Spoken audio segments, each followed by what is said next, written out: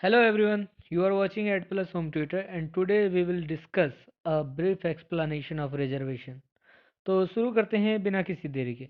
यहाँ आप अपने स्क्रीन पर आरक्षण से रिलेटेड कुछ इंपॉर्टेंट पॉइंट्स को देख पा रहे होंगे। तो एक बार इन सारे पॉइंट्स को पढ़ देता हूँ और फिर आगे इन पर डिस्कशन करेंगे।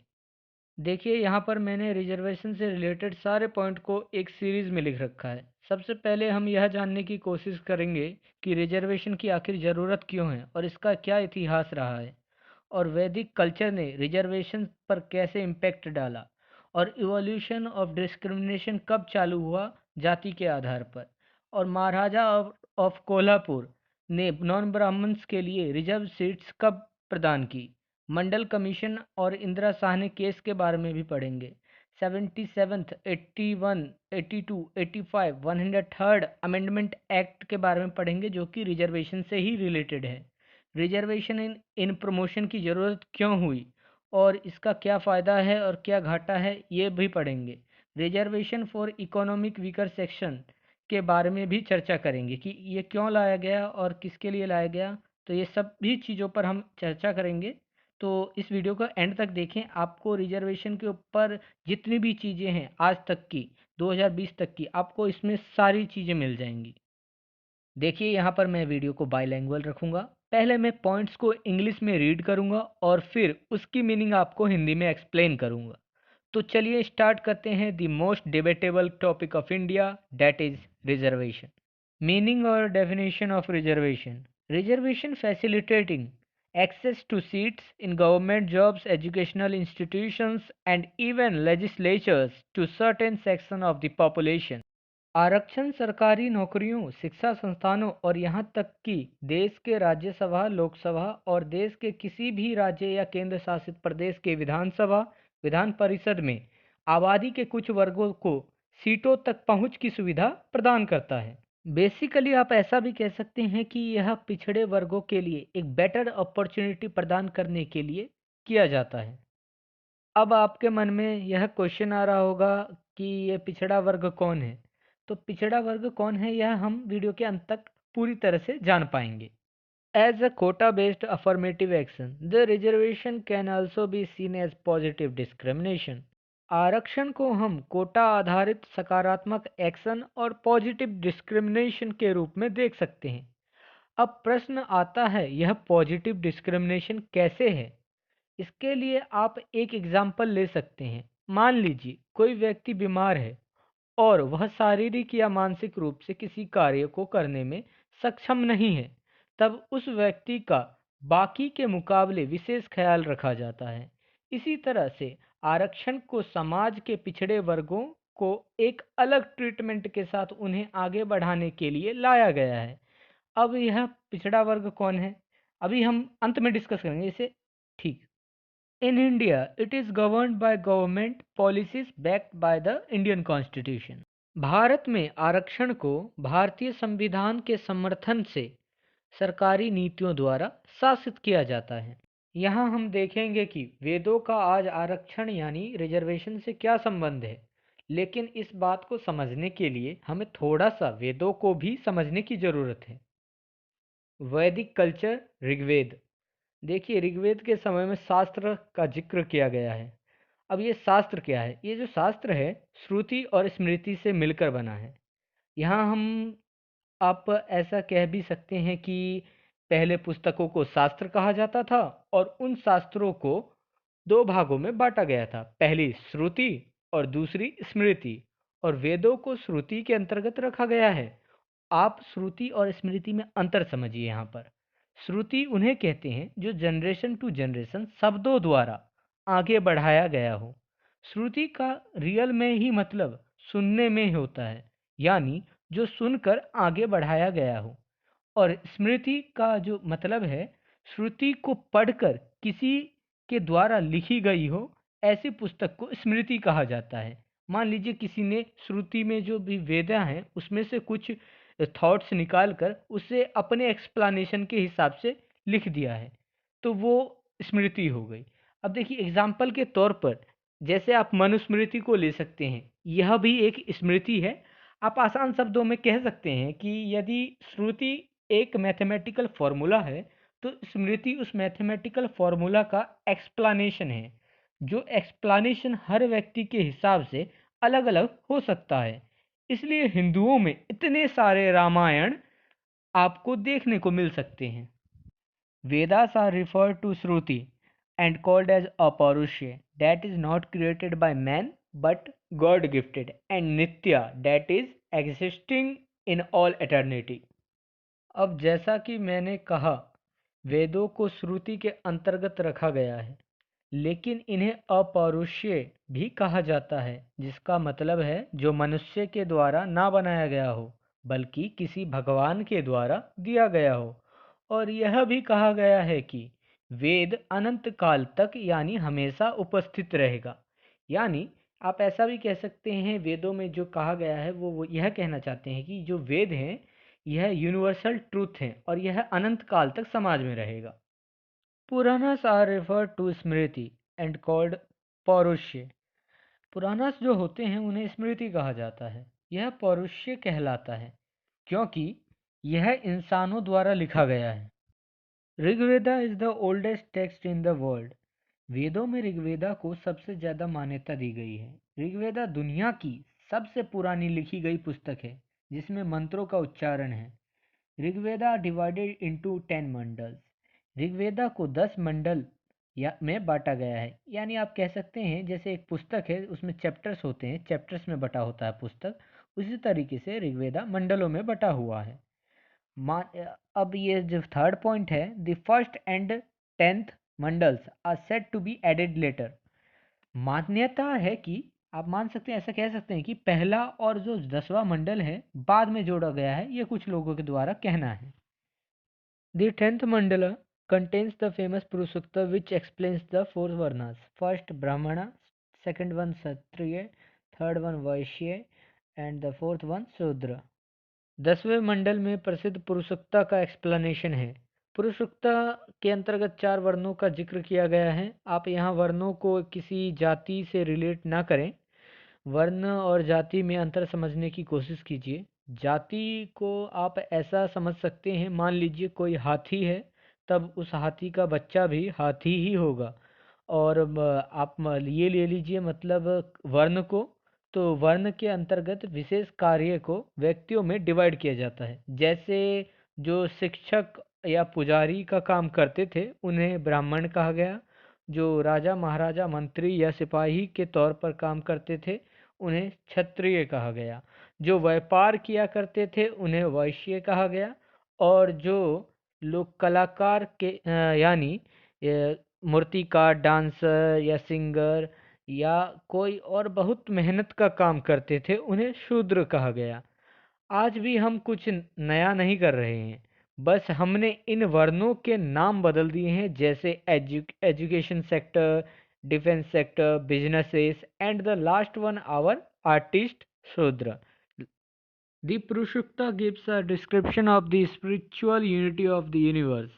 It presents the nature of Purusha or the cosmic being as both immanent in the manifested world and yet transcendent to it. पुरुषोक्ता ब्रह्मांड की आध्यात्मिक एकता का वर्णन करता है, ना कि बांटने का। आप ऐसा कह सकते हैं ये जो सारी सृष्टि है पुरुषोक्ता के अनुसार, यानी पुरुषोक्ता एक विराट पुरुष है, उसके जो है उसके अंगों से मिलकर बना है, तो यह एकता की बात करता है। यहाँ पुरुषोक्ता एक विराट पुरुष है जिसके शरीर के अंगों से वर्णों की एकता को समझाया गया है। देखिए एक ही शरीर है, ये विराट पुरुष है पुरुषोक्ता, और इसके अंगों से ही ये 4 वर्ण को समझाया गया है। यहाँ आप पिक्चर में ऐसा देख सकते हैं। यहाँ पुरुष या ब्रह्मांडीय अस्तित्व यानी कॉस्मिक बीइंग की नेचर को इस तरीके से बताया गया है कि वह इस प्रकट दुनिया में निहित है यानी निरंतर है और फिर भी इसके परे है। इन दोनों के रूप में प्रस्तुत करता है। The Purushukta holds that the world is created by and out of a yajna or exchange of Purusha. All forms of existence are held to be grounded in this primordial yajna. Rigveda के अनुसार पुरुषोत्ता का जन्म यज्ञ से हुआ जो कि ऋषियों द्वारा किया गया था, और इसी पुरुषोत्ता से, जो कि एक विराट पुरुष है, अन्य सारे प्राकृतिक चीज़ों का निर्माण हुआ। कहा जाता है कि इस विराट पुरुष ने अपने शरीर को नष्ट करके अपने शरीर के अंगों से ही समस्त प्रकृति और सभी चार वर्णों का निर्माण किया। यहाँ आप स्क्रीन पर भी देख सकते हैं, विराट पुरुष के सिर से ब्राह्मण यानी ज्ञान, भुजाओं से क्षत्रिय यानी बल, पेट से वैश्य यानी व्यापारी और पैरों से शूद्र यानी कलाकार का जन्म होता दिखाया जा रहा है। The Rigvedic society comprises four varnas. That classification of society was based on professions or occupations of the individuals. Rigveda समाज में चार वर्ण शामिल हैं, जिसके अंतर्गत समाज का वर्गीकरण व्यक्तियों के पेशे या व्यवसायों पर आधारित था। These vocations were followed by persons according to their ability and liking, and the occupations had not become hereditary as they became later on. Rigveda के अनुसार कोई भी व्यवसाय व्यक्तियों द्वारा उनकी क्षमता और पसंद के अनुसार किया जाता था, और व्यवसाय वंशानुगत नहीं होते थे, जो कि वह बाद में बन गए थे। Members of the same family took to different professions and belonged to different varnas, as well illustrated by a hymn of the Rig Veda. In this hymn, a person says, I am a singer, my father is a physician, my mother is a grinder of corn. Rigveda के एक भजन में यह बताया गया है कि एक ही परिवार के सदस्यों द्वारा अलग अलग पेशों को अपनाया गया और वे अलग अलग वर्णों से संबंधित थे। इस भजन में एक ही व्यक्ति कहता है, मैं एक गायक हूँ, मेरे पिता एक चिकित्सक हैं, मेरी माँ मकई पीसने वाली है। यहाँ इस बात से साबित हो जाता है कि जातिवाद वेदों द्वारा नहीं फैलाया गया है। बेसिस ऑफ डिस्क्रिमिनेशन, भेदभाव का आधार। अब आप मुझे एक बात बताइए, क्या लोगों के साथ भेदभाव केवल उनके कास्ट के आधार पर किया जाता है? यह बिल्कुल असत्य है। भेदभाव के और भी आधार हो सकते हैं, जैसे colour, sex based discrimination, religion, national origin, age, disability, pregnancy, genetic information etcetera. ये कई सारे हो सकते हैं भेदभाव के आधार, लेकिन मेरे मायनों में आज गरीबी और अमीरी के आधार पर सबसे ज़्यादा भेदभाव होता है। यहाँ तक कि आजकल यह कहावत भी बन चुकी है कि गरीब होना अभिशाप है। तो मेरे मायनों में तो गरीबी और अमीरी के आधार पर आज के समय में सबसे ज़्यादा भेदभाव हो रहा है।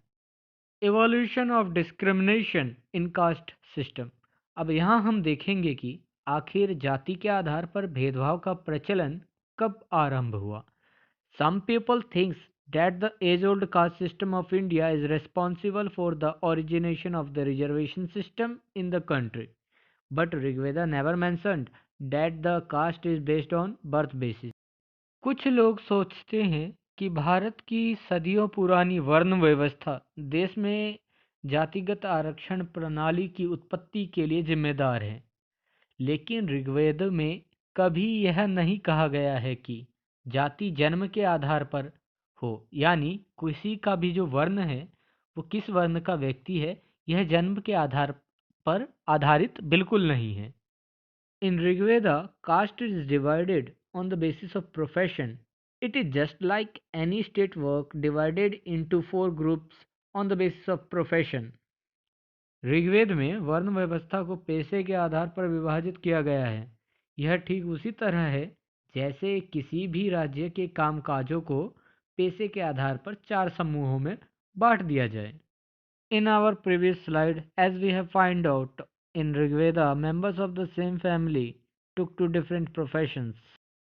हमारी पिछली स्लाइड में जैसा कि हमने देखा है कि एक ही परिवार के सदस्यों ने विभिन्न व्यवसायों को अपनाया है, और यह सब ऋग्वेद में बताया गया है।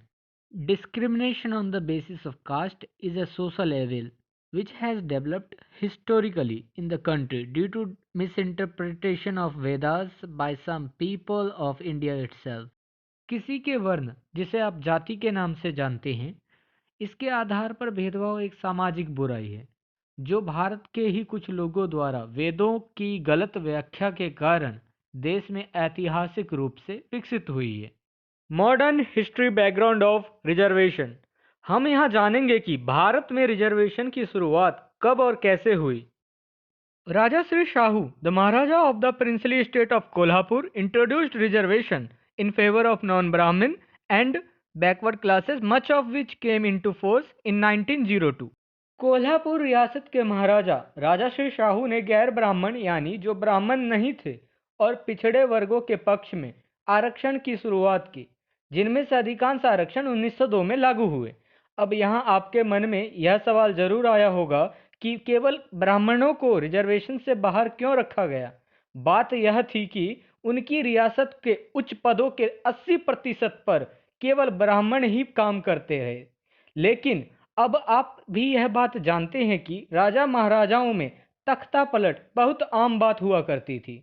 हो सकता है ब्राह्मण का प्रचंड बहुमत उनके चिंता का विषय बन गया हो, लेकिन यह बस हम अनुमान ही लगा सकते हैं। William Hunter and Jyotirao Phule in 1882 originally conceived the idea of caste-based reservation system. सन 1882 में विलियम हंटर और ज्योतिराव फूले ने मूल रूप से जातिगत आरक्षण प्रणाली के विचार की कल्पना की थी और दलित शब्द भी ज्योतिराव के द्वारा ही दिया गया था, जो कि एक मराठी शब्द है, लेकिन रिजर्वेशन को अमल करने में या लाने में वे असफल रहे थे। Morley Minto Reforms and the Indian Councils Act 1909 provided for the first time for separate representation of the Muslim community and thus sought the seeds of separatism. Morley Minto reforms और इंडियन काउंसिल एक्ट 1909 ने पहली बार मुस्लिम समुदाय के अलग प्रतिनिधित्व यानी representation के लिए प्रावधान किया और इस तरह अलगाववाद के बीज बोए।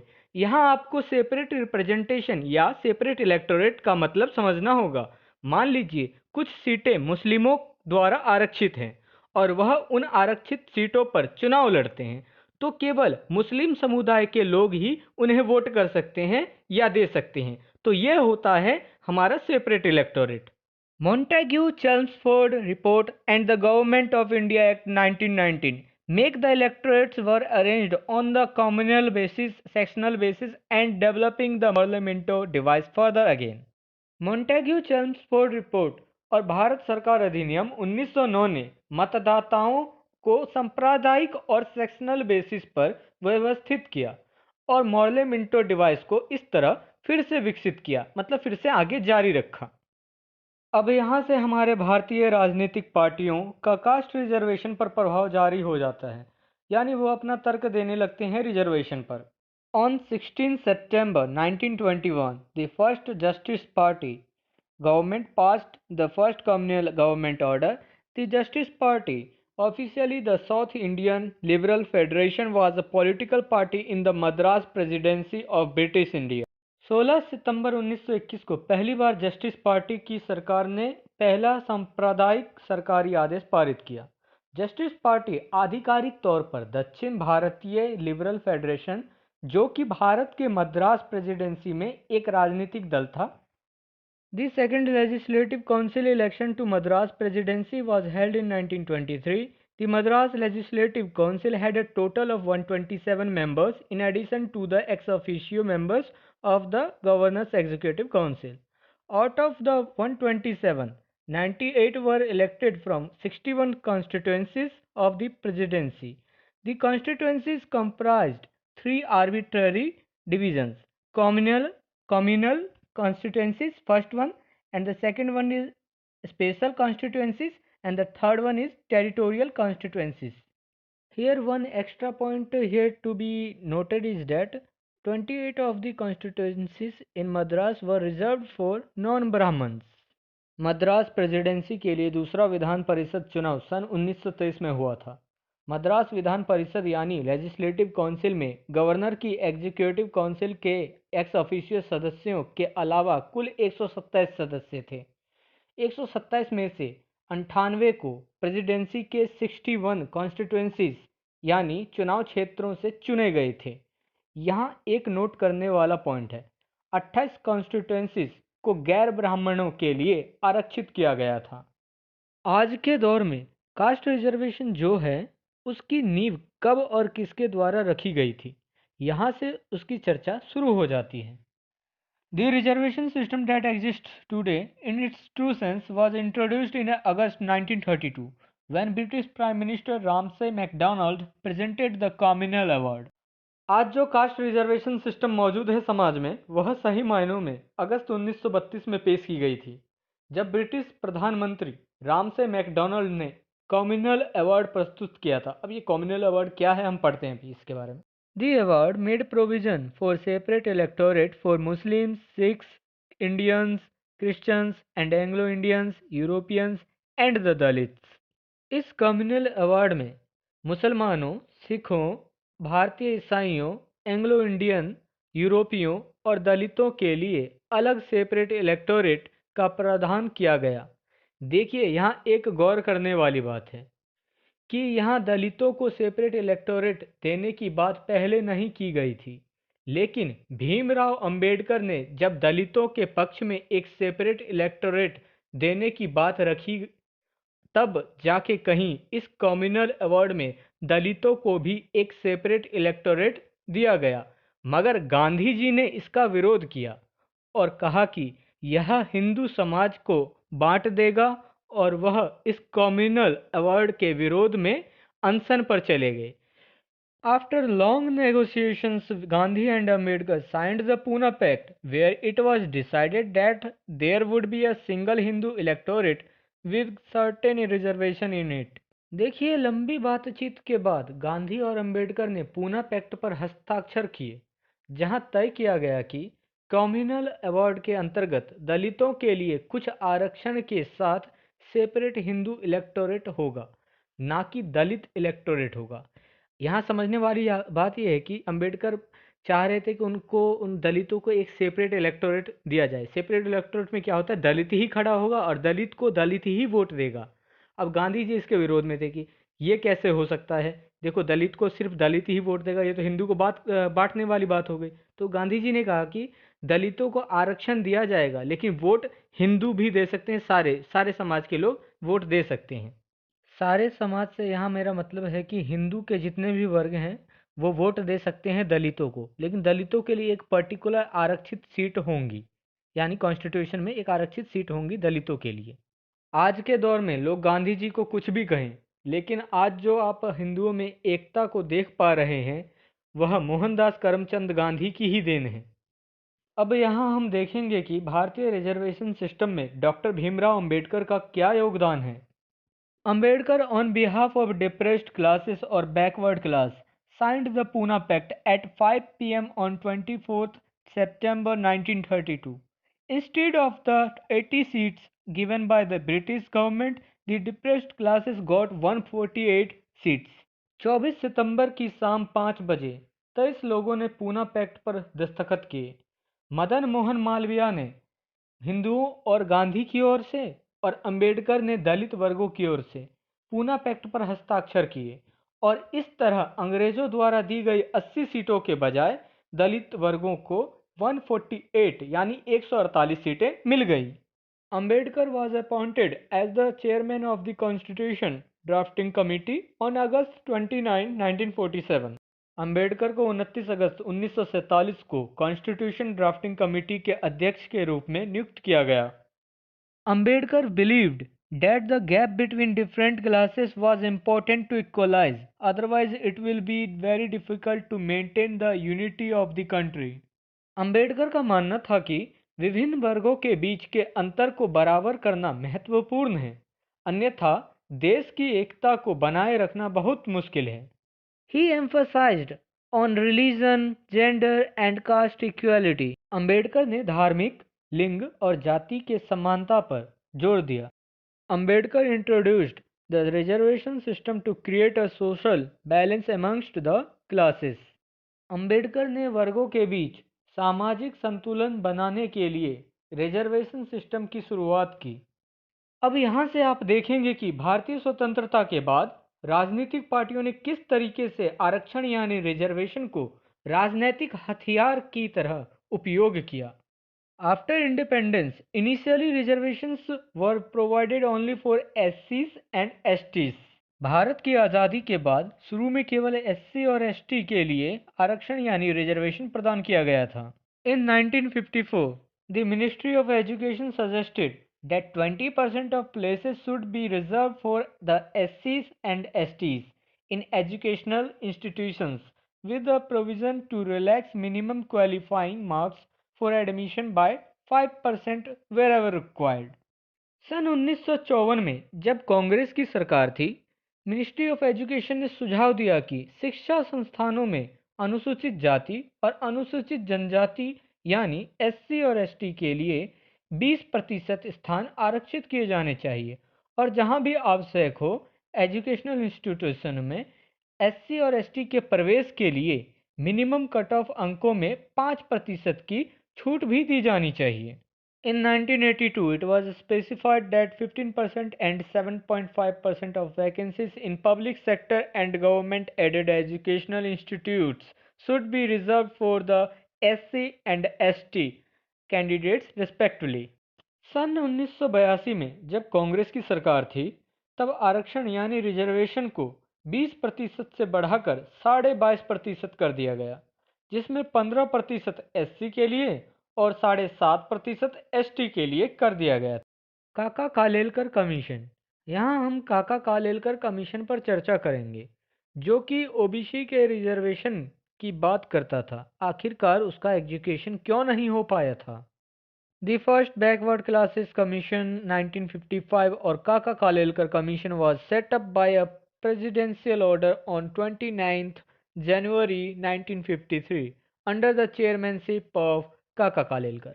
फर्स्ट बैकवर्ड कमीशन की स्थापना 29 जनवरी 1953 को काका कालेलकर की चेयरमैनशिप में राष्ट्रपति के आदेश द्वारा की गई थी। इसे फर्स्ट बैकवर्ड कमीशन 1955 या काका कालेलकर कमीशन के नाम से भी जाना जाता है। काका Kalelkar, the chairman, took a rather vocal stand on the issue, though he did not record formal minutes of dissent. In his forwarding letter to the president, he opposed some recommendation made by the commission. Chairman काका कालेलकर ने OBC reservation के इस मुद्दे पर एक समान रूप से रुख अपनाया। हालांकि उन्होंने असहमति के औपचारिक रिपोर्ट को दर्ज नहीं किए, लेकिन राष्ट्रपति को भेजे गए अपने पत्र में उन्होंने कमीशन द्वारा की गई कुछ सिफारिशों का विरोध भी किया। This commission report was rejected by the central government on the ground that it had not applied any objective tests for identifying the backward classes. Commission के इस रिपोर्ट को केंद्र सरकार ने इस आधार पर खारिज कर दिया था कि इसमें बैकवर्ड क्लास की पहचान के लिए कोई पुख्ता परीक्षण लागू नहीं किया गया था। इस प्रकार सेकंड बैकवर्ड क्लास कमीशन मंडल कमीशन के नाम से लाया गया। और मैं यहाँ आपको बता दूं, आज जो रिजर्वेशन को लेकर तनाव चल रहा है, उस सब के पीछे मंडल कमीशन का हाथ है। इस तस्वीर में आपको भारत के पॉलिटिकल पार्टीज की घिनौनी राजनीति देखने को मिल सकती है, जहां एक तरफ गरीब जनरल कैटेगरी से संबंध रखने वाले कुछ छात्र खुद को आग लगा रहे हैं, वहीं दूसरी तरफ राजनीतिक पार्टियां सत्ता की रोटी के लिए रिजर्वेशन को एक पॉलिटिकल हथियार के रूप में प्रयोग कर रहे हैं। तस्वीर में आप लालू यादव जैसे नेताओं को देख सकते हैं। यहाँ आप ऐसा भी कह सकते हैं कि कुछ पार्टियों की राजनीति केवल जाति के आधार पर ही रही है। और तस्वीर में जो छात्र दिख रहा है, जिसने खुद को आग लगा लिया है, उसका नाम राजीव गोस्वामी है, जो कि एक ब्राह्मण परिवार से संपर्क रखता है। केवल राजीव गोस्वामी ही नहीं, बल्कि कई अन्य 100 से 150 छात्र ने भी अपने प्राणों की आहुति दे दी थी। लेकिन इस मंडल कमीशन को लेकर इतना तनाव क्यों था? चलिए जानते हैं। The Mandal Commission, the Socially and Educationally Backward Classes Commission, was established in India on 1979 by Janata Party government under Prime Minister Morarji Desai. Bindeswari Prasad Mandal was the chairman of Mandal Commission and he had also given services as MP and former Chief Minister of Bihar. Mandal commission को भारत में 1979 में प्रधानमंत्री मोरारजी देसाई के अंतर्गत जनता party की सरकार द्वारा स्थापित किया गया था। आप तस्वीर में लाइन में सबसे पहले मोरारजी देसाई को देख सकते हैं। बिंदेश्वरी प्रसाद मंडल यानी पीपी मंडल, जो कि मंडल कमीशन के चेयरमैन थे, उन्होंने मध्य प्रदेश और बिहार के पूर्व मुख्यमंत्री के रूप में भी सेवाएं दे चुके थे। The commission was formed to determine the criteria for defining India's socially and educationally backward classes and to recommend steps to be taken for the advancement of those classes.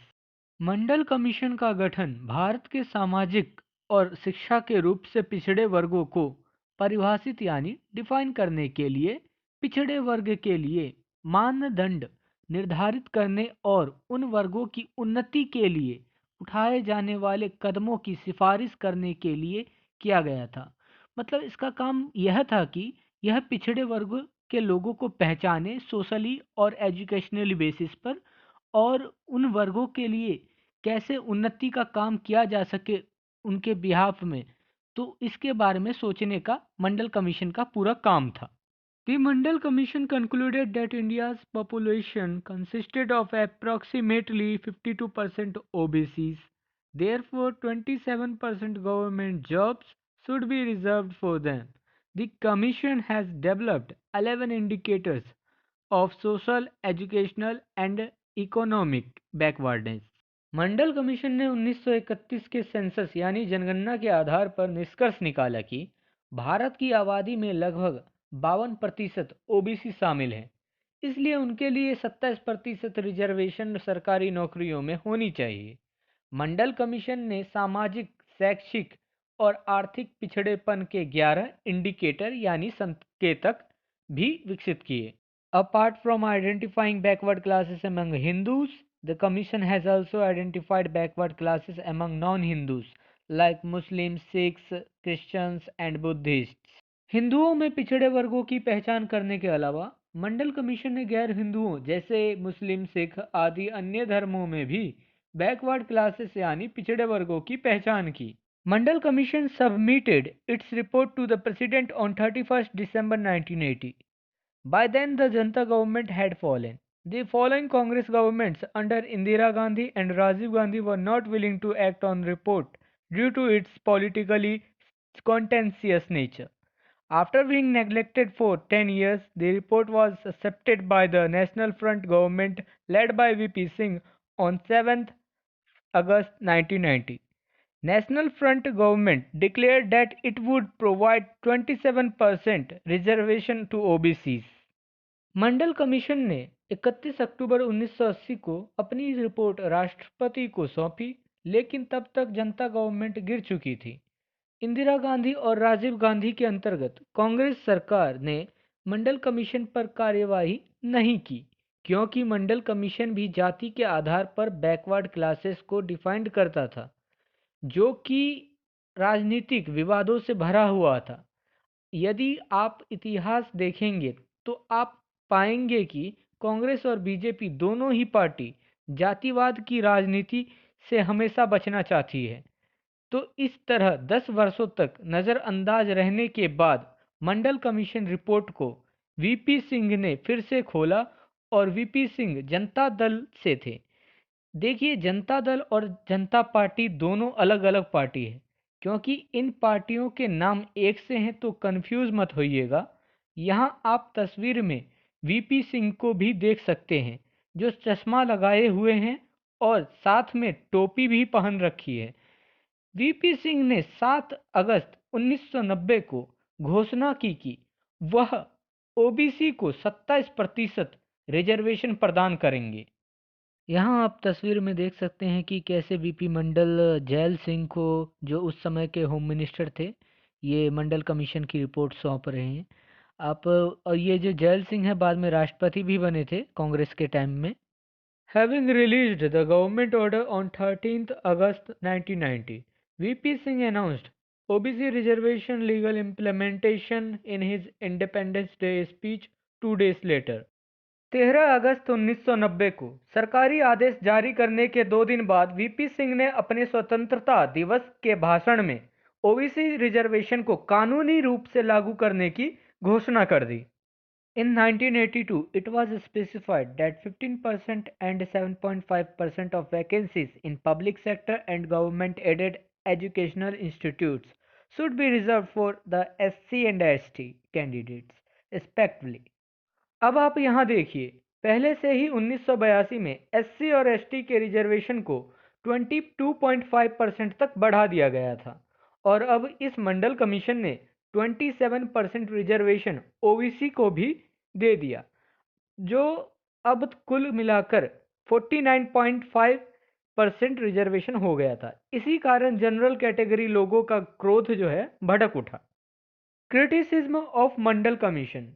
कुछ कारणों की वजह से मंडल कमीशन की बहुत बुराई भी हुई। आइए जानते हैं वो कारण क्या थे। Critics of the Mandal Commission argue that it is unfair to accord people special privileges on the basis of caste. Even in order to redress traditional caste discrimination, they argue that those that deserve the seat through merit will be at a disadvantage. Mandal commission के आलोचकों यानी जो लोग मंडल commission के against थे, उनका मानना था कि पारंपरिक जातिगत भेदभाव को दूर करने के लिए भी लोगों को जाति के आधार पर विशेषाधिकार देना अनुचित है। यानी आलोचकों का कहना था कि योग्यता के आधार पर सीट पाने वालों का नुकसान होगा। The commission did not have exact population figures for the OBCs and so used data from the 1931 census, thus estimating the group's population at 52%. Mandal commission के पास OBC के लिए सटीक जनसंख्या आंकड़े नहीं थे और इसलिए सन 1931 की जनसंख्या के आंकड़ों का इस्तेमाल किया गया और इस प्रकार OBC समूह की आबादी का अनुमान 52% लगाया गया। अब यह देखिए कहाँ 1931 और कहाँ 1990 में मंडल कमीशन, तो तकरीबन यहाँ पे 60 या 50 सालों का फर्क हो जाता है। तो ये एक फर्क काफ़ी बड़ा है। इस फर्क में हो सकता है OBC की जो है जनसंख्या बढ़ी भी हो या घटी हो, तो कुछ भी हो सकता है, लेकिन ये एक अनुमान लगाया गया था कि 1931 में जो OBC की परसेंटेज थी वही रही होगी। The National Sample Survey Office or NSSO was set up in 1950 to conduct large-scale sample surveys throughout India. According to the National Sample Surveys, around 36% of the country's population is defined as belonging to other backward classes for the year 1999 and 2000, and for 2006 quoted OBC population at 41%. National sample survey office की स्थापना 1950 में पूरे भारत में बड़े पैमाने पर sample Sarves करने के लिए की गई थी। नेशनल सैंपल सर्वे के अनुसार सन 1999 से 2000 के बीच देश में OBC की जनसंख्या 36% थी और 2006 में OBC की यही जनसंख्या बढ़कर 41% हो गई। तो लोगों का यही कहना था कि जो OBC की जनसंख्या मंडल कमीशन के अंतर्गत 52% मानी गई थी, वह बहुत ही अनुचित था। यहाँ मैं आपको तस्वीर में यह दिखाने की कोशिश कर रहा हूँ कि जिस रिजर्वेशन को अंबेडकर ने समाज में समानता प्रदान करने का कारण बनाना चाहा, उसी रिजर्वेशन को पॉलिटिकल लीडर्स ने यानी नेताओं ने असमानता का कारण बना दिया और समाज की एकता को भंग कर दिया। इंदिरा साहनी केस देखिए, मंडल कमीशन के अगेंस्ट सुप्रीम कोर्ट में काफ़ी सारे पेटिशन दिए गए, जिसमें इंदिरा साहनी पेटिशन पर कोर्ट ने विचार भी किया। On September 1990, a case was brought before the Supreme Court of India which challenged the constitutional validity of the government order for the implementation of the Mandal report recommendations. Indira Sahni, the petitioner in this case, made three principal arguments against the order.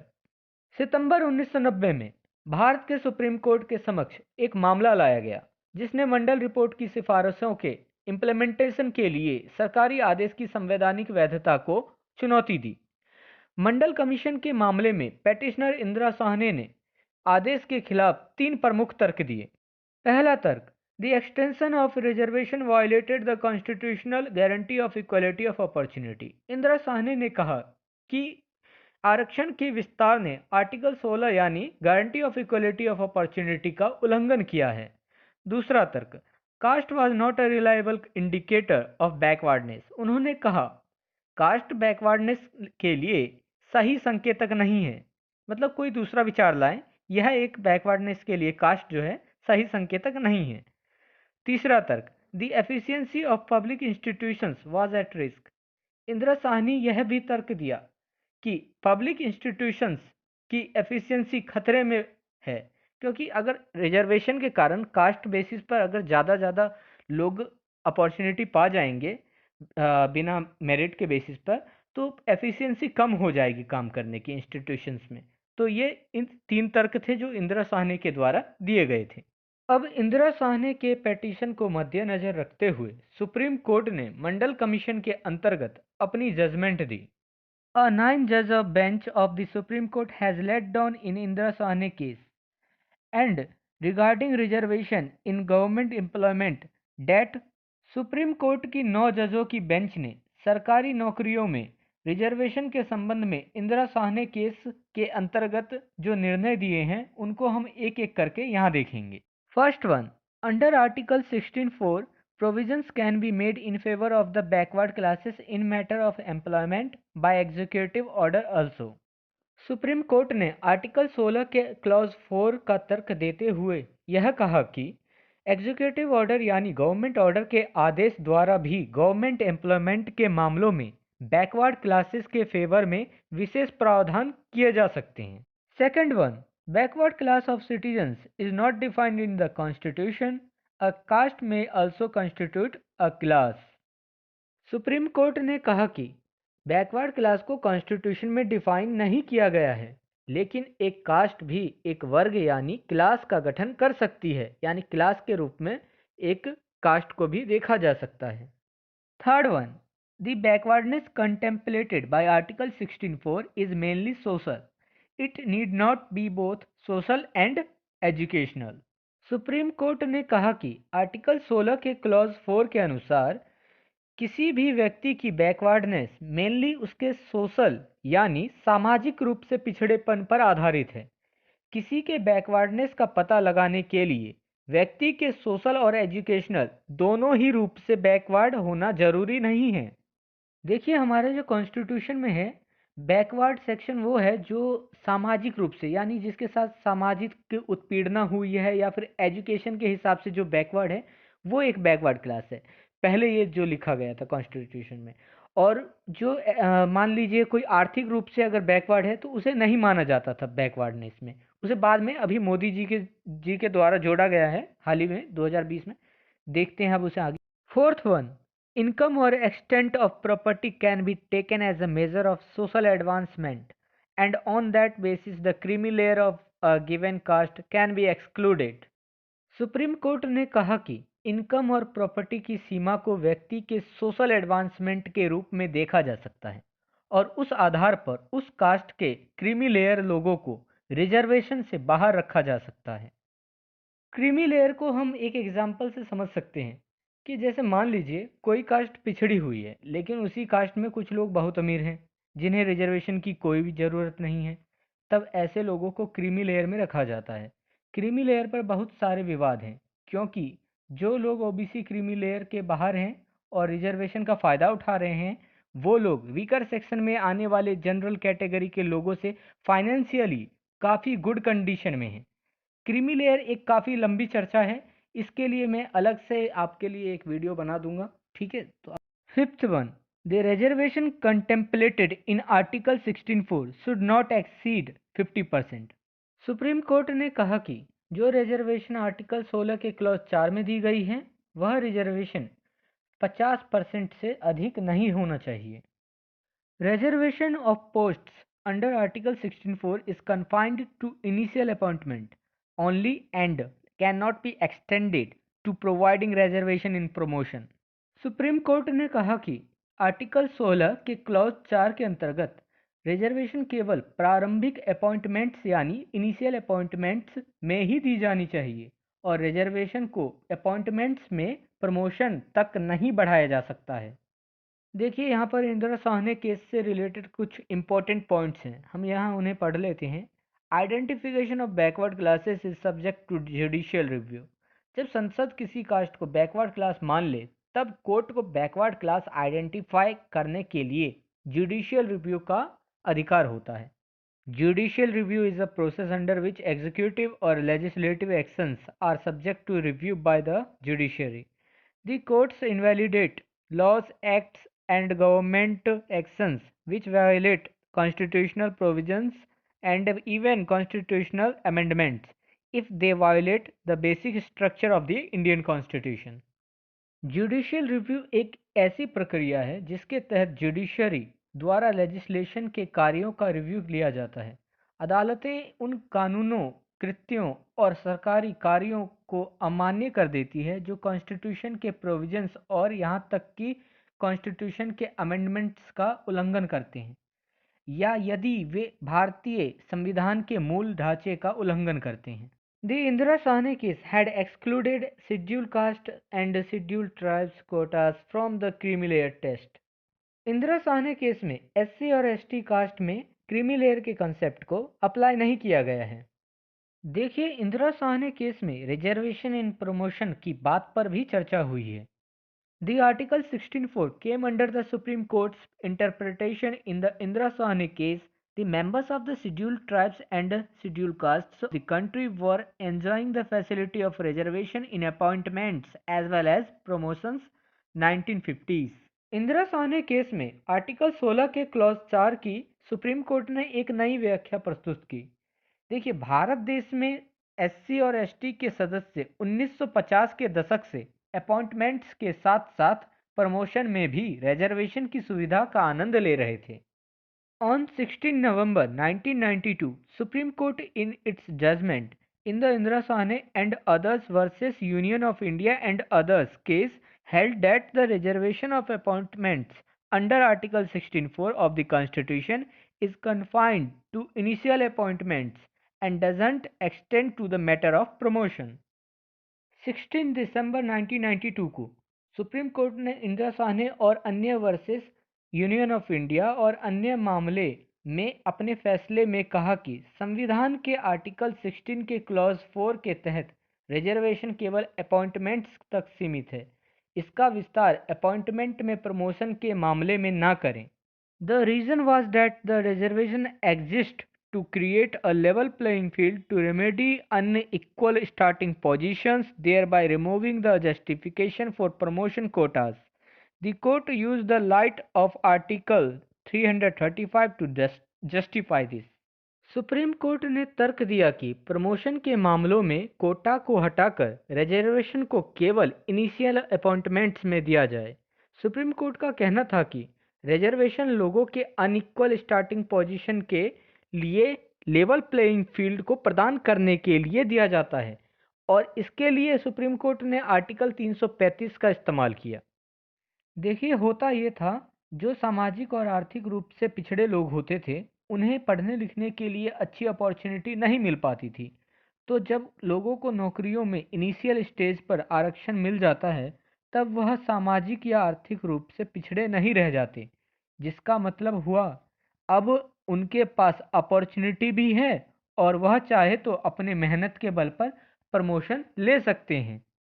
अब यहाँ से reservation in promotion के अंतर्गत amendment होने शुरू हो जाते हैं। असल में होता यह है कि यह सब बस सुप्रीम कोर्ट के आदेश को बदलने के लिए संसद में पॉलिटिकल पार्टीज की सोची समझी राजनीति है, क्योंकि राजनीतिक पार्टियों को पता है कि रिजर्वेशन के नाम पर उनका वोट बैंक बढ़ सकता है। On 31st May 1995, the government brought in the 77 Amendment to the Constitution before the 5-year period expired in order to extend the reservation in government job promotions. अब देखिए, 31 मई 1995 को सरकार ने सरकारी नौकरी में प्रमोशन में रिजर्वेशन को एक्सटेंड करने के लिए 5 साल की अवधि समाप्त होने से पहले ही कॉन्स्टिट्यूशन में 77वां अमेंडमेंट किया और सरकार के इस अमेंडमेंट ने सुप्रीम कोर्ट के पिछले फैसले को बदल कर रख दिया। This amendment inserted a clause after the clause 4 of the Article 16 of the Indian Constitution as follows. सरकार द्वारा लाए गए इस अमेंडमेंट ने कॉन्स्टिट्यूशन के आर्टिकल 16 में क्लॉज 4A को जोड़ा। अब क्लॉज 4A क्या है यह जान लेते हैं। Nothing in this article shall prevent the state from making any provision for reservation in matters of promotion to any class or classes of posts in the services under the state in favor of the SC and ST which in the opinion of the state are not adequately represented in the services under the state. This bill was passed and act enforced from 17th June 1995. The Prime Minister of India at the time was P.V. Narasimha Rao. Article 16 के clause 4A में लिखा है कि कुछ भी सरकार या राज्य को SC और ST क्लास के पक्ष में सरकारी नौकरियों में किसी पोस्ट पर प्रमोशन के मामलों में रिजर्वेशन के लिए कोई प्रावधान यानी प्रोविजन करने से नहीं रोकेगा। यदि सरकार यह समझती है कि सरकारी सेवाओं में SC और ST क्लास की रिप्रेजेंटेशन पर्याप्त नहीं है, अंत में अमेंडमेंट के इस बिल को पास किया गया और इस एक्ट को 17 जून 1995 में लागू किया गया। उस समय भारत के prime minister PV Narasimha Rao थे। 81 amendment act, the constitution act 2000 amended article 16(1). देखिए यहाँ पे 16(1) लिखा है लेकिन ये 16(4) है। Amended article 16(4) of the constitution and added a new clause 4b after 4a to the article 16(4) of the constitution. The new clause 4b ends the 50% ceiling of reservation for scheduled castes and scheduled tribes and other backward classes in backlog vacancies. Constitution के article 16 के clause 4 में amendment किया गया और एक नया clause यानी clause 4b जोड़ा गया। नया क्लॉज 4b बैकलॉग वैकेंसीज में SC, ST और OBC के लिए रिजर्वेशन पर 50% की सीमा को समाप्त करता था। मैंने बैकलॉग वैकेंसीज को यहाँ नोट में नीचे समझा रखा है। In cases of direct recruitment, if the required number of SC, ST, OBC candidates are not even then available, the vacancies which could not be filled up shall remain unfilled until the next recruitment year. These vacancies will be treated as backlog vacancies. सरकारी नौकरियों में direct भर्ती के मामलों में यदि SC, ST, OBC candidates की आवश्यक संख्या उपलब्ध नहीं है, तब जिन वैकेंसीज को भरी नहीं जा सकी अगले भर्ती तक खाली ही रहेंगी। यानी जो रिजर्व्ड वैकेंसीज किसी वर्ष भर्ती से भरी ना जा सकी हो, उन वैकेंसीज को अगली आने वाली वैकेंसीज में ऐड कर दिया जाता है और यह ऐड की गई वैकेंसीज ही बैकलॉग वैकेंसीज कहलाती है। 82 Amendment Act, the Constitution Act 2000. This amendment restored the relaxation in qualifying marks and standards for evaluation in both job reservation and promotions to scheduled castes and scheduled tribes, which was set aside by a Supreme Court's judgment in 1996. इस amendment ने SC और ST के लिए नौकरी और promotion दोनों में ही आरक्षित सीट्स के लिए क्वालिफाइंग मार्क्स और स्टैंडर्ड फॉर एवोल्यूशन में छूट प्रदान कर दिया और इस अमेंडमेंट को 1996 में सुप्रीम कोर्ट के फैसले से अलग रखा गया था। हम यहाँ सुप्रीम कोर्ट के 1996 के फैसले को एक बार देख लेते हैं। The Supreme Court, in its judgment dated 1 October 1996, in the case of S. Vinod Kumar versus Union India, held that such relaxations in matters of reservation in promotion were not permissible under Article 16(4) of the Constitution, in view of the command contained in the Article 335 of the Constitution. 1 अक्टूबर 1996 को supreme court ने अपने फैसले में S Vinod Kumar versus union of India के मामले में कहा है कि प्रमोशन में रिजर्वेशन के मामलों में क्वालिफाइंग मार्क्स और स्टैंडर्ड ऑफ इवैल्यूएशन में छूट आर्टिकल 16 के क्लॉज 4 के अंतर्गत सही नहीं है। सुप्रीम कोर्ट ने इसके लिए आर्टिकल 335 के आदेश को दर्शाया। 85 amendment act, 85th Constitution Amendment Act 2001. It amended Clause 4A of Article 16 and substituted the words in matter of promotion with consequential seniority to any class for the word in matter of promotion to any class. इस amendment ने article 16 के clause 4A में amendment किया और किसी भी वर्ग में प्रमोशन के मामले को प्रमोशन के मामले में कॉन्जिक्वेंशियल सीनियरिटी के साथ किसी वर्ग के लिए बदल दिया। अभी आपको यह अमेंडमेंट पूरी तरह से समझ में नहीं आएगा, क्योंकि इसे समझने के लिए पहले हमें कॉन्जिक्वेंशियल सीनियरिटी को समझना होगा। देखिए, कॉन्जिक्वेंशियल सीनियरिटी क्या होता है। तो ये अगर प्रमोशन में रिजर्वेशन के कारण रिजर्व्ड कैंडिडेट को पहले प्रमोशन मिल जाता है, तो एक प्रमोशन के बाद भी अगले प्रमोशन में रिजर्व्ड कैंडिडेट को पहले मौका दिया जाएगा। The amendment provided for consequential seniority to the SC/STs for promotion in government services. इस अमेंडमेंट ने केवल SC और ST कैंडिडेट को प्रमोशन में कॉन्जिक्वेंशियल सीनियरिटी प्रदान की, ना कि OBC वगैरह में। यहाँ से हम रिजर्वेशन इन प्रमोशन के अंतर्गत कुछ केसेस को पढ़ेंगे। सबसे पहला केस है जिसमें M Nagaraj case 2006। The petitioners argued that the four amendments were aimed at reversing the judgments in Indira Sane and other cases that Parliament had arrogated to itself judicial powers and had therefore violated the basic structure of the Constitution. Nagaraj case में petitioners का कहना था कि संसद द्वारा किए गए पिछले 4 अमेंडमेंट्स का उद्देश्य इंदिरा साहने और अन्य मामलों में सुप्रीम कोर्ट के जजमेंट को बदल देने का था। पेटिशनर्स का कहना था कि संसद ने अमेंडमेंट करके न्यायिक शक्तियों यानी जुडिशियल पावर को अपना अहंकार दिखाया है और इस तरह कॉन्स्टिट्यूशन के बेसिक स्ट्रक्चर का उल्लंघन भी किया है।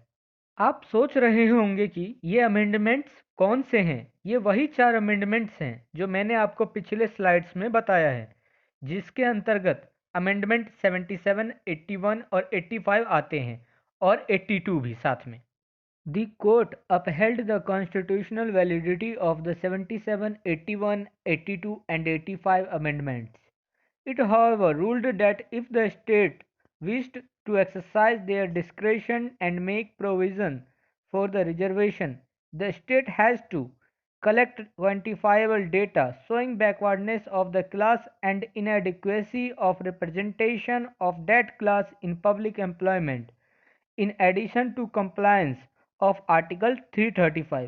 Also, even if the state has compelling reasons, it will have to see that its reservation provision does not breach the ceiling limit of 50% of obliterated the creamy layer or extend the reservation indefinitely.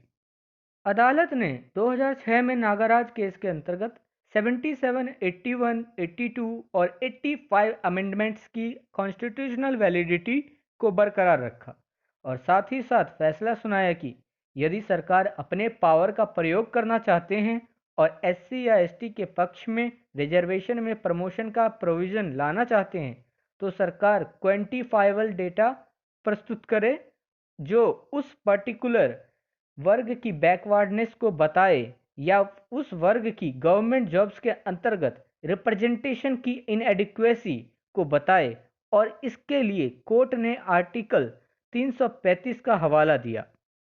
इस सब के अलावा supreme court ने कहा कि भले ही सरकार के पास बहुत ही पुख्ता कारण हो, तब भी उन्हें यह देखना होगा कि रिजर्वेशन का प्रावधान 50% की सीमा का उल्लंघन नहीं करता हो या क्रीमी लेयर को समाप्त करता हो या रिजर्वेशन को अनिश्चित काल तक बढ़ाता हो। यह सब मद्देनजर रखते हुए रिजर्वेशन इन प्रमोशन या रिजर्वेशन देना चाहिए, यह सुप्रीम कोर्ट का कहना था। Jarnail Singh versus Lakshmi Narayan Gupta case 2018। In a 58-page judgment, September 26, 2018, a constitution bench led by then Chief Justice of India Deepak Misra modified a 2006 judgment that required the state to show quantifiable data to prove the backwardness of a SC and ST community in order to provide quota in promotion in public employment. सन 2018 में 58 page के judgement में भारत के chief justice of India दीपक मिश्रा के नेतृत्व में एक constitution bench ने 2006 के नागराज केस के जजमेंट को फिर से मॉडिफाई किया। देखिए 2006 में सुप्रीम कोर्ट के जजमेंट के अनुसार गवर्नमेंट जॉब्स में प्रमोशन में कोटा उपलब्ध कराने के लिए सरकार को एससी या एसटी के बैकवर्डनेस को साबित करने के लिए क्वांटिफाइबल डेटा दिखाने की आवश्यकता होती थी। However, while doing so, it introduced the creamy layer exclusion principle, thus requiring that the state does not extend reservations in promotion to SC/ST individuals who belong to the creamy layer of the said SC/ST। 26 सितंबर 2018 को court ने 2006 के judgement को रद्द करते हुए एक नया judgement दिया। हालांकि ऐसा करते समय कोर्ट ने क्रीमी लेयर के प्रिंसिपल को पेश किया और कोर्ट ने सरकार से कहा कि आप एससी और एसटी में क्रीमी लेयर का कॉन्सेप्ट लाएं और उन लोगों को रिजर्वेशन में प्रमोशन का फ़ायदा ना दें जो क्रीमी लेयर में आते हैं, क्योंकि कुछ लोग एससी एसटी में भी अमीर होते हैं, तो उन लोगों को हटाकर कोर्ट कहना चाहती थी कि आप रिजर्वेशन इन प्रमोशन दे सकते हैं।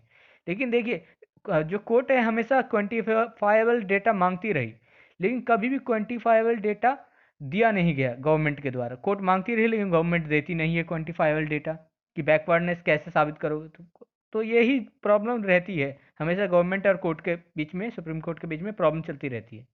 Vinod Prakash Nautiyal and others versus state of Uttarakhand and others.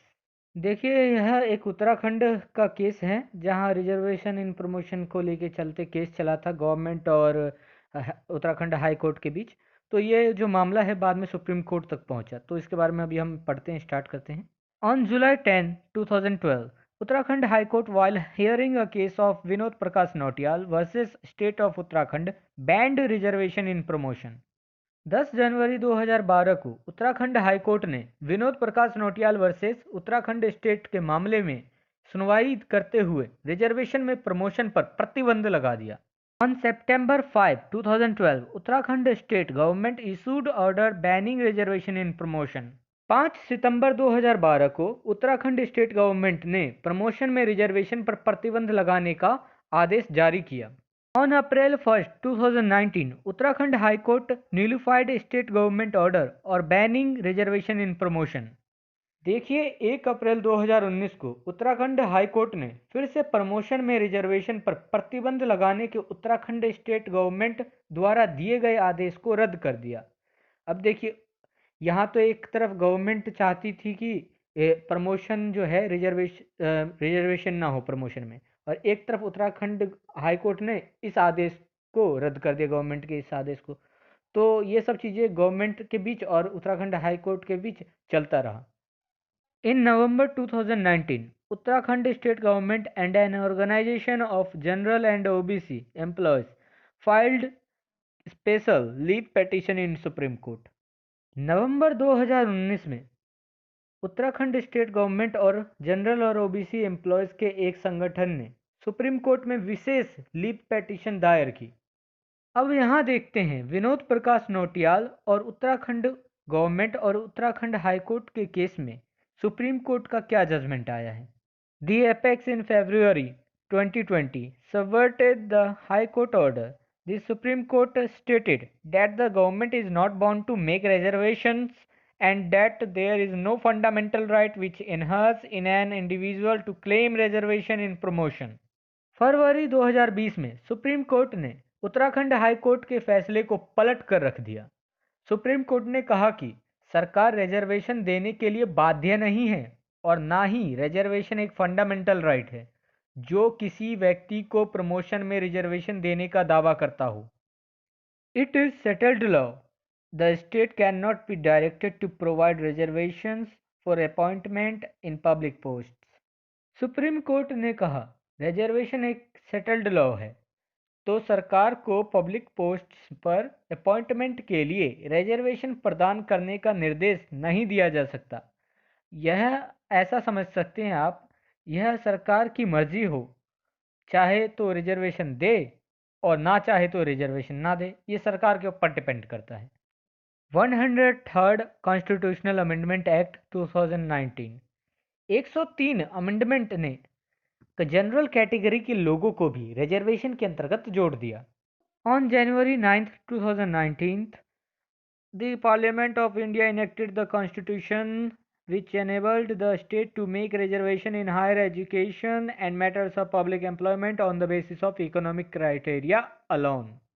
9 जनवरी 2019 को भारत की पार्लियामेंट ने 103 अमेंडमेंट एक्ट 2019 को अधिनियमित किया, जिसने सरकार को केवल इकोनॉमिक क्राइटेरिया के आधार पर हायर एजुकेशन और पब्लिक एम्प्लॉयमेंट के मामलों में रिजर्वेशन देने में सक्षम बनाया.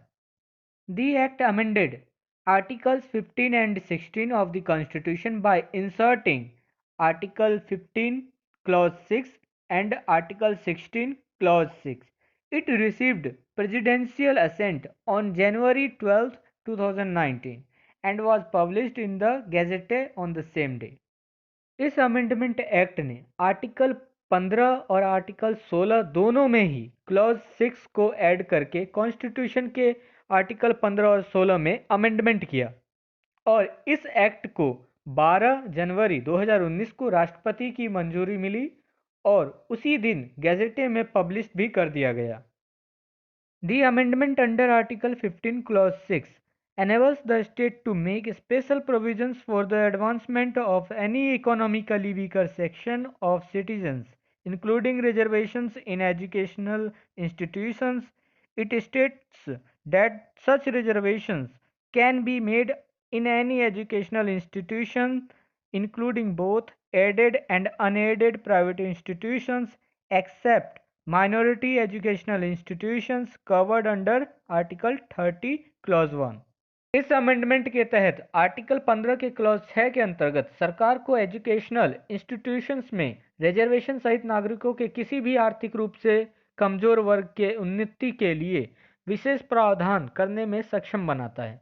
इसमें कहा गया है कि इस तरह के रिजर्वेशन किसी भी एजुकेशनल इंस्टीट्यूशन में किए जा सकते हैं जिसमें सहायता प्राप्त और गैर सहायता प्राप्त प्राइवेट इंस्टीट्यूशन शामिल हैं.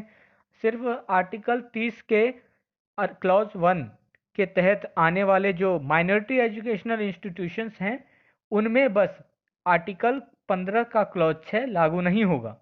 आप नॉर्मल शब्दों में कहें तो जो पहले जनरल कैटेगरी में जो गरीब तबका था आर्थिक रूप से, उनको कहीं भी रिजर्वेशन नहीं मिल पाता था, तो गवर्नमेंट ने आर्टिकल 15 का क्लॉज 6 लाया और फिर उस आर्टिकल का क्लॉज 6 से यह किया गया कि एजुकेशनल इंस्टीट्यूशंस में जो जनरल कैटेगरी में जो गरीब बच्चे हैं उनको आरक्षण दिया जाए, लेकिन जो माइनॉरिटी एजुकेशनल इंस्टीट्यूट्स होते हैं उनमें आरक्षण जनरल कैटेगरी के गरीब बच्चों को नहीं मिलेगा. ये प्रावधान था. It further states that the upper limit of economically weaker sections reservations will be 10%. This 10% ceiling is independent of ceilings on existing reservations. इस अमेंडमेंट में आगे कहा गया कि इकोनॉमिकली वीकर सेक्शंस के लिए रिजर्वेशन की ऊपरी सीमा 10% होगी. मतलब 10% तक सीटें इकोनॉमिकली वीकर सेक्शंस श्रेणी में आने वाले नागरिकों के लिए रिजर्व्ड की जा सकती हैं. देखिए, ये जो 10% का रिजर्वेशन जनरल कैटेगरी के लिए है, यह उस 50% के रिजर्वेशन के अंतर्गत नहीं आता जो SC, ST और OBC के लिए रिजर्व्ड है. अब मतलब आप यह कह सकते हैं कि भारत में रिजर्वेशन को 60% तक पहुंचा दिया गया है. इस फैसले से जो नॉन इकोनॉमिक वीकर सेक्शंस है जनरल कैटेगरी में और जो क्रीमी लेयर में आते हैं OBC के कैंडिडेट, वो लोग परेशान हैं क्योंकि उनको अब रिजर्वेशन का कोई फ़ायदा नहीं मिलने वाला और उनको बस अब 40% में लड़ना पड़ता है, सीट अपनी लेनी पड़ती है. मतलब 60% तो रिजर्व हो गई, अब 40% में ही कट थ्रू कंपटीशन होता है, तभी जो कट ऑफ है गवर्नमेंट एग्जाम्स का इतना हाई जा रहा है. Article 16 Clause 6 enables the state to make provisions for reservation in appointments. Again, these provisions will be subject to a 10% ceiling in addition to the existing reservation. Article 16 के clause 6 में सरकार को appointments में economically weaker sections के लिए reservation का प्रावधान करने में सक्षम बनाता है और फिर से ये प्रावधान मौजूद रिजर्वेशन के अतिरिक्त 10% की सीमा के अंतर्गत है. मतलब वो जो 50% रिजर्वेशन है ना, उस 50% रिजर्वेशन के अंदर ये जो economical weaker section general category में आते हैं, ये 10% रिजर्वेशन उस 50% रिजर्वेशन के अंतर्गत नहीं आता है. ये 10% उस 50% के बाहर है, यानी 60% हो गया इस तरीके से, और 40% में कंपटीशन है। If this video is helpful for you, then please subscribe channel and click the bell icon and select all option for the further notification. And not forget to like and share.